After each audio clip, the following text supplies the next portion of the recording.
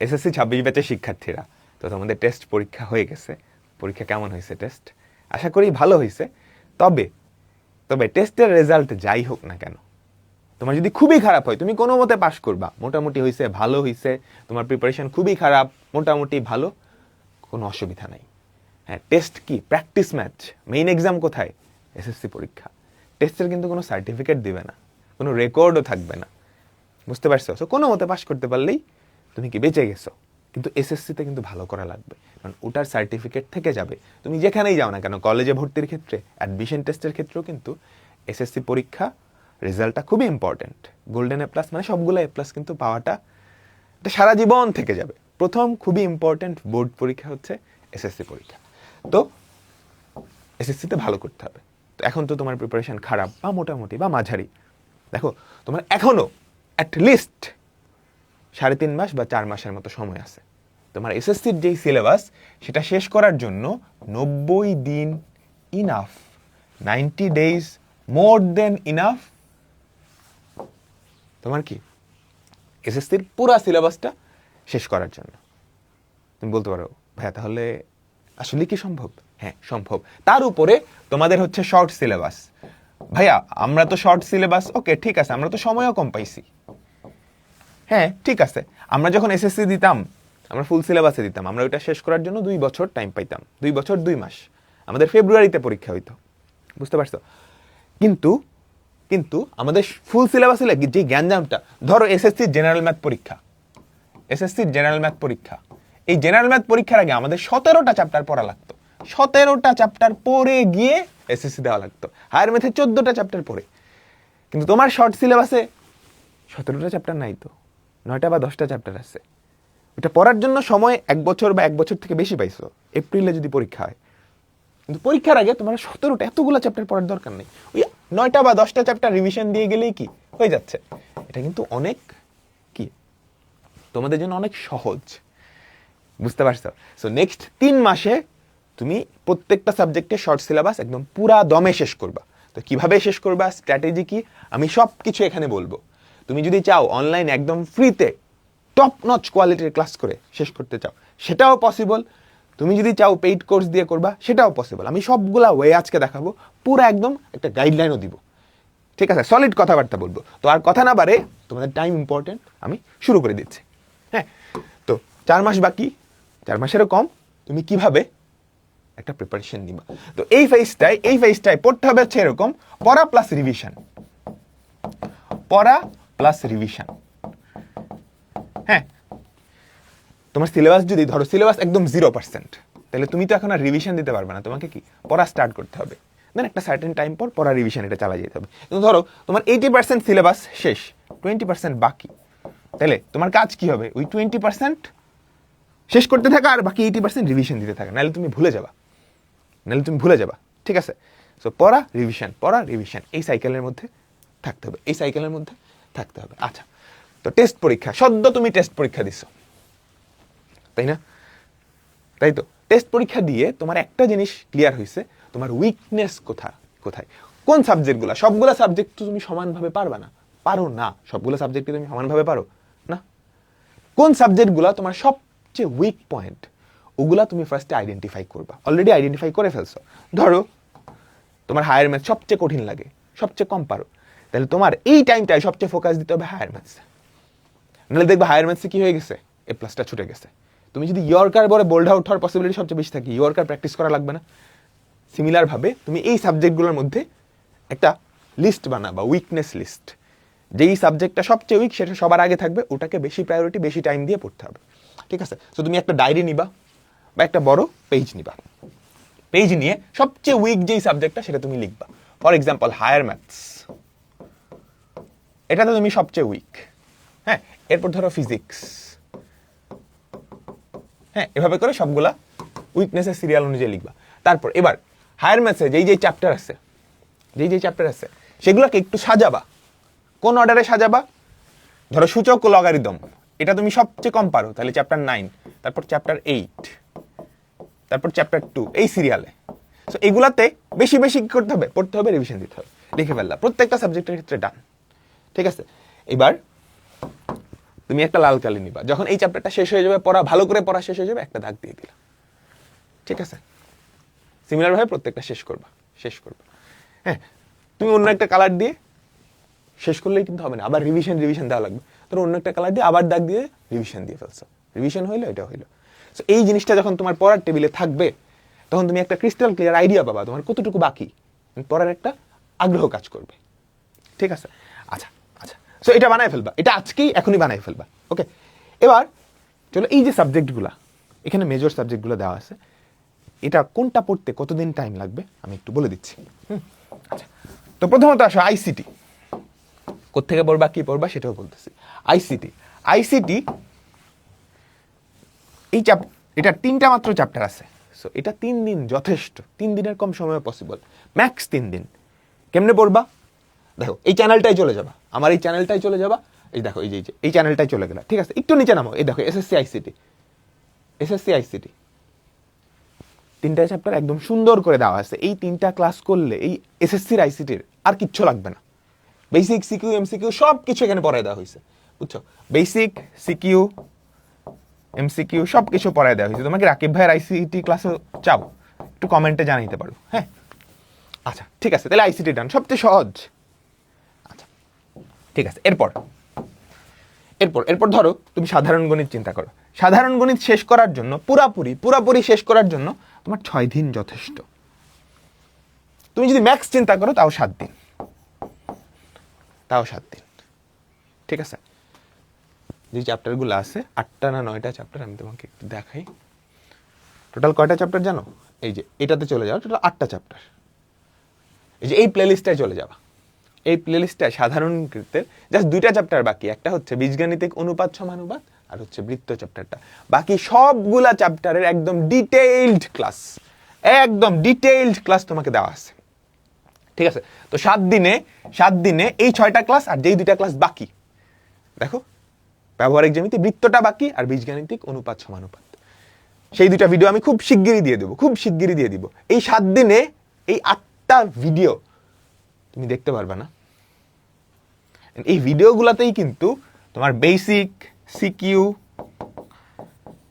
MCQ সব কিছু পড়ায় দেওয়া হয়েছে, বুঝতে পারছো? তুমি জাস্ট একটা ক্লাস করে দেখো, তো 7 দিনে এই পুরোটা শেষ করবা, ঠিক আছে? শেষ, জেনারেল ম্যাথ শেষ। এই পুরোটা করার পর তোমার বইয়ের সব অঙ্ক তুমি পারবা। এরপর তোমার যদি খটকা লাগে বা নিজে আরেকটু প্র্যাকটিস করতে চাও, তোমাদের যে কোনো একটা টেস্ট পেপার খুলে তুমি ওই চ্যাপ্টারের কিছু সিকিউ এমসিকিউ প্র্যাকটিস করে দেখতে পারো, দেখবা সব পারতেছো। এবার চলো হায়ার ম্যাথ শেষ করতেও সিমিলার, আমরা 7 দিনের মতো একটা টাইম ধরে নিলাম, ঠিক আছে? কেমনে শেষ করবা আবারও তুমি এই চ্যানেলটায় চলে যাও, দেখো হায়ার ম্যাথসের একটা প্লেলিস্ট আছে, এখানেও জাস্ট 2টা চ্যাপ্টার বাকি। একটা হচ্ছে সূচকীয় লগারিদমিক ফাংশন, ত্রিকোণমিতি, খুব শিগগিরই দিয়ে দিব, ঠিক আছে? এই দেখো অসীম ধারা 1.5 ঘন্টার ক্লাস, তার মানে এই না এই ক্লাসে কিছু গ্যাপ আছে। এই 1.5 ঘন্টার ক্লাস করার মাধ্যমেই তোমার অসীম ধারার সব কিছু কমপ্লিট হয়ে যাবে, সব কিছু বেসিক, সিকিউ, এমসিকিউ প্র্যাকটিস হয়ে যাবে, বুঝতে পারছো? আর রিভিশন তুমি পড়ার সময় কি করবা? ক্লাস নোট করবা না, সেই ক্লাস নোটটাই কি তোমার রিভিশন ম্যাটেরিয়াল হবে। আমি কি বুঝতে পারলাম? কিংবা আমি এখানে যে ক্লাসের নোটটা দিয়ে দিছি, সেটাও কিন্তু রিভিশন ম্যাটেরিয়াল হিসেবে কাজ করবে।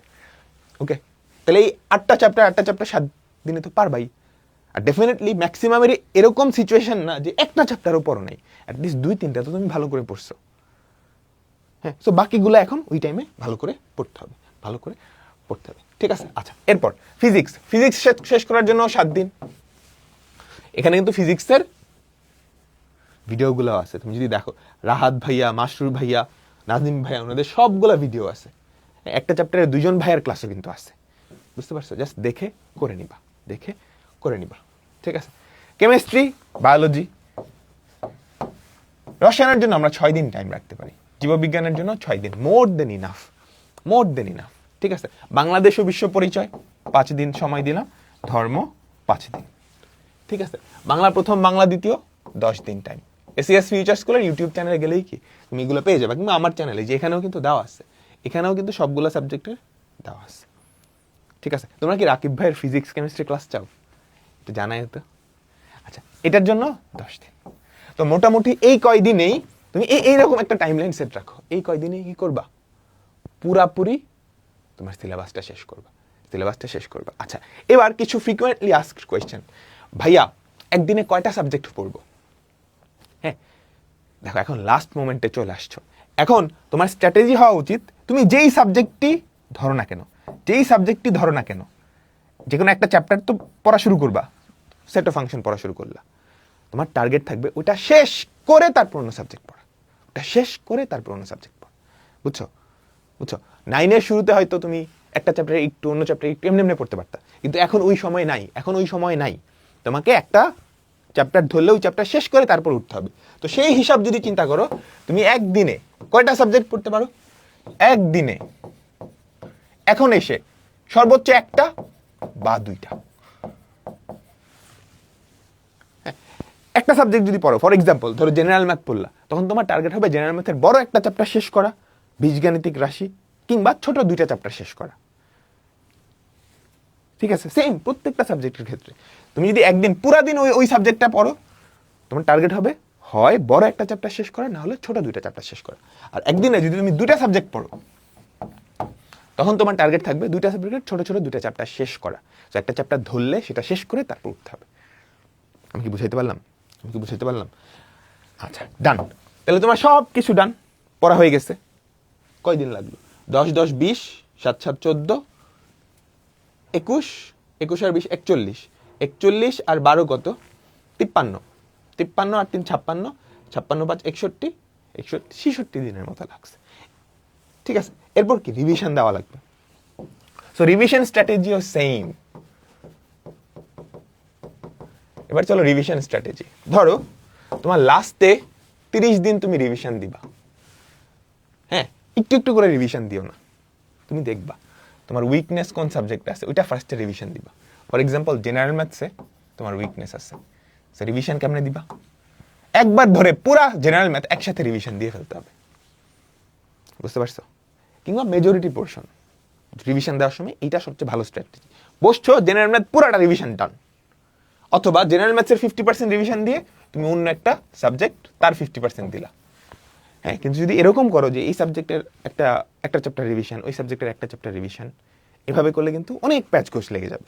সো তুমি যখন রিভিশন স্ট্র্যাটেজি যাবা, যে কোনো একটা সাবজেক্ট ধরছো জেনারেল ম্যাথ, তার মানে এটা রিভিশন হয় পুরোটা দিবা, নাহলে 50%-এর অধিক। পুরোটা রিভিশন দিতে তোমার কি অনেক সময় লাগবে? না, কারণ মেজরিটি চ্যাপ্টার তুমি ভালো করে পড়ে ফেলছো। সো একটা চ্যাপ্টার রিভিশন দিতে কি 2 ঘন্টা, এরকম করেই তো টাইম লাগবে, তাই না? সো জেনারেল ম্যাথ পুরো রিভিশন দিতে 2 দিন, ম্যাক্স 3 দিন। বুঝতে পারছো? ডান। এরপর পড়ছো, রিভিশন দিছো, নিজের একটু প্র্যাকটিস করা লাগবে। প্র্যাকটিসের জন্য তোমরা মডেল টেস্ট বা এই টাইপের দিতে পারো, কিংবা টেস্ট পেপার থেকে অ্যাটলিস্ট নিজেকে একটু যাচাই করবা। হ্যাঁ, নিজেকে একটু যাচাই করবে। এরপর ফাইনাল মডেল টেস্ট হয়, আমাদের অ্যাচিভ থেকেও ফাইনাল মডেল টেস্ট হবে, এখনও মডেল টেস্ট হচ্ছে। তুমি চাইলে ওগুলোও একটু ভর্তি দিতে পারো, কারণ পরীক্ষার ভীতিটা বা জড়তাটা কি কাটাতে হবে। ম্যান্ডেটরি এরকম না, নিজে বাসায় প্র্যাকটিস যদি করতে পারো, এটা সবচেয়ে বেস্ট। আমি কি বুঝাইতে পারছি? তো যেই কয়দিন টাইম আছে, ইনাফ, বুঝতে পারছো? তুমি টেস্ট পরীক্ষা দিয়ে অনেক আফসোস হচ্ছে অনেকের, আমি জানি। সারা বছর যদি পড়তাম, তাহলে টেস্ট পরীক্ষা এসে একটু ভালো করতে পারতাম, তাই না? এই আফসোসটা এখন, আচ্ছা ঠিক আছে, এই আফসোসটা যাতে 3 মাস পরে এসএসসি টাইমে গিয়ে না হয়।